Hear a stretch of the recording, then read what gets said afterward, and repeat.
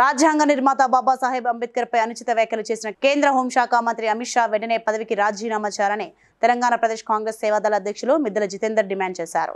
Congress party ఆధ్వర్యంలో నిర్వహించిన అమిత్ షా దిష్టిబొమ్మ దగ్ధం కార్యక్రమంలో ఆయన పాల్గొని మాట్లాడారు. భారతదేశంలోని 140 కోట్ల ప్రజలు దేవుడిగా కొలిచే అంబేద్కర్ పై అమిత్ షా అనుచిత వ్యాఖ్యలు చేయడం పట్ల తీవ్రంగా ఖండిస్తున్నట్లు తెలిపారు.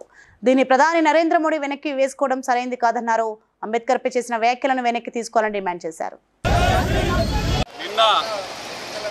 పార్లమెంట్లో అమిత్ షా బాబాసాహెబ్ అంబేద్కర్ గారి మీద విమర్శ చేసాడు.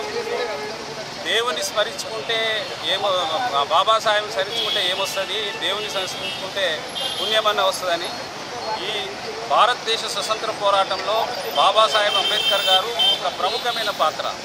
ఆయన భారతదేశ ప్రజలందరికీ బడుగు బలహీన వర్గాలు వెనుకబడిన జాతులందరికీ పాటుపడుతున్నారు తప్ప ఎక్కడ కూడా ప్రజా సంక్షేమం కోసం పాటుపడట్లేదు. వారిని వెంబడే మరి పదవి జనాభాలో హిందూ, ముస్లిం, సిక్, ఈసాయి సర్వధర్మాలు సర్వ మతాలు ఉంటున్నాయి. వారందరినీ విభేదించే విధంగా ఈరోజు బాబాసాహెబ్ గారిని అవమానించడం అనేది చాలా తప్పు. కాబట్టి వారిని మరి ఆ పదవి నుంచి తొలగించవలసిందిగా Congress party demand. Please like and share, subscribe to BCN Telugu News. Please like, share and subscribe to BCN Telugu News.